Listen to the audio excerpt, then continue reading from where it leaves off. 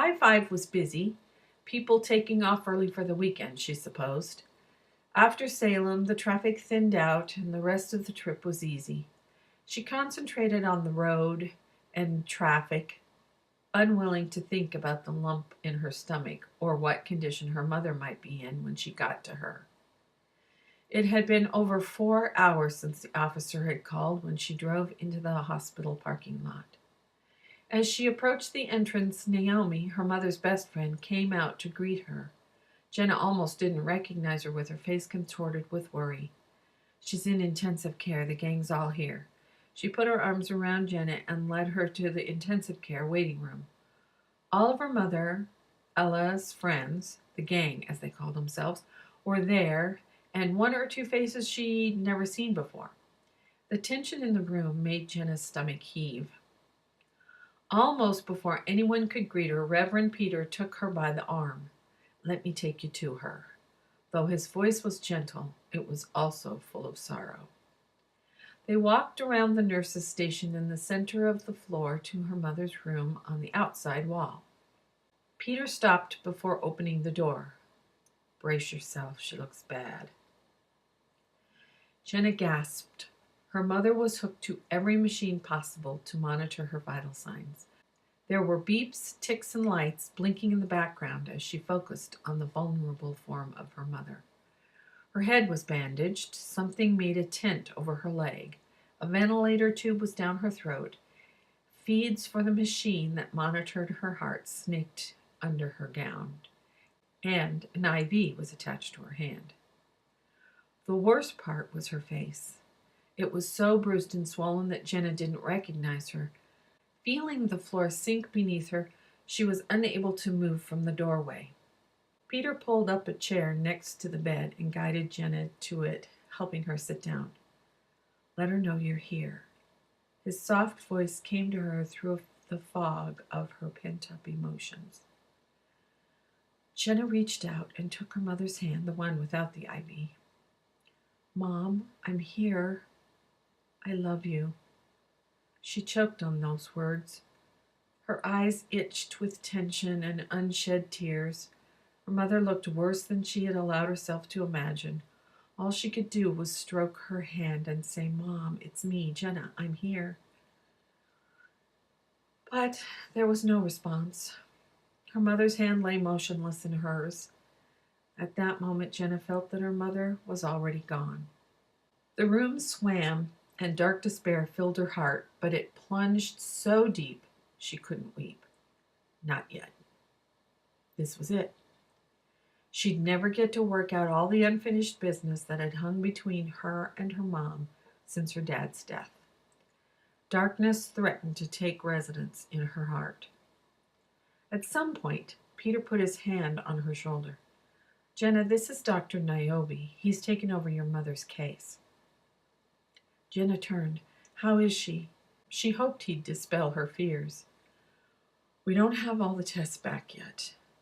I won't lie to you. She's been very seriously injured. This is what we know so far." After that, Jenna didn't hear much. All she could focus on were his kind, dark, chocolate eyes that were filled with concern. She heard his voice intermittently coming from a great distance. "Condition is very grave. She's had surgery, damage to her internal organs, severe head trauma. We don't know if she'll recover. Scan results to come in. No matter what, you'll have decisions to make." Hearing this last statement, the dam she'd put around her despair broke, and she began to sob. Peter took her in his arms and said something to Dr. Niobe, who apologized to Jenna and left. Peter directed her to the little chapel near the waiting room and sat her in a chair. Soon her many surrogate parents filled the little chapel to the brim. They too were weeping and holding each other. Part of her mind was grateful that she wasn't alone. Another part of her wished they'd go away so she could grieve in peace. She didn't want to tell her mother's oldest friends that she knew her mother was gone. If she did, it would be true, and she'd have to face the future alone. What seemed like hours later, and many used tissues, Jenna's tears subsided and the entire group went back to the waiting room. They gathered in a huddle around Jenna, waiting. She looked at each tear-stained face and took a deep breath. She's gone. I feel it. I'm going to have them take her off the machines when they come to tell us the results of the brain scans. It's what she wanted. There were sniffles from some, but most nodded. They knew Ella Holden well enough to know that Jenna was right. Since there was nothing more to be said, Jenna went back to her mother's room to await the results. She didn't have to wait long before Dr. Niobe came back. Would you like someone here with you before I give you the news? With lead in her heart, she shook her head. No. Thank you. Just tell me. I'm so sorry. I wish I had better news. There's very little brain activity. He took a step toward her as if he thought she might faint. Do you need time to decide what to do? No. I know my mother's wishes. We'll take her off the machines. Will you let me tell my friends, and can we all be here to say goodbye? Of course. Why don't you all go get a bite to eat? By the time you get back, the papers will be ready, and then we'll disconnect her. I want you to know that when we take her off the ventilator, it still might be some time before she goes. Thank you for telling me. Dr. Niobe put his hand on her arm, squeezed it, and left. Jenna went to the bed and kissed her mother's forehead. For an instant, she felt as if her mother was watching from above, and then her presence was gone. Jenna went back and told the others the bad news. They stood silent for a few moments, each with his or her own thoughts. After their brief respite, which wasn't much since no one felt like eating, the friends gathered with Jenna as Ella was unhooked from the machines. No one spoke. An older man sat opposite Jenna holding Ella's hand. Frank Jennings was his name. He'd introduced himself and told her that he had been dating her mother. They had planned to tell her about their relationship that weekend. He seemed like a nice man, and Jenna was vaguely glad that her mother had been happy the last months of her life. She'd been alone a long time. As Jenna looked over at Frank, tears were streaming down his face. His eyes never wavered from Ella. The doctor had been right.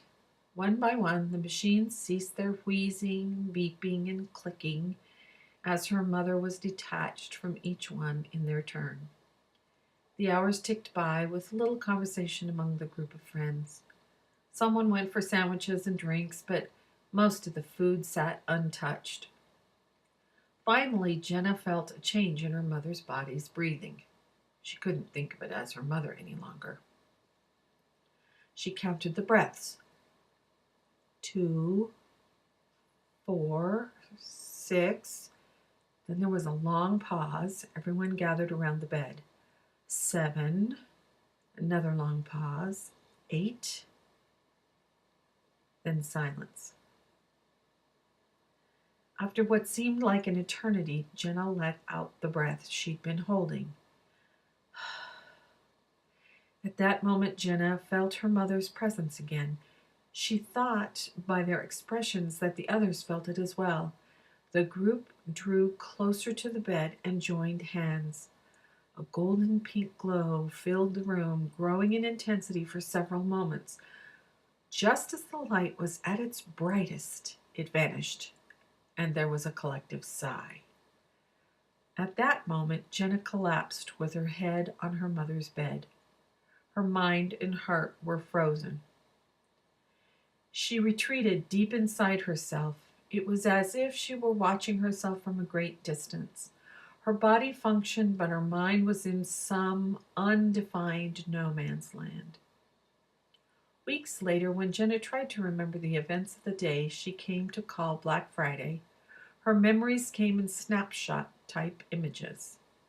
The look on Sam's face as he told her she was a needy bitch.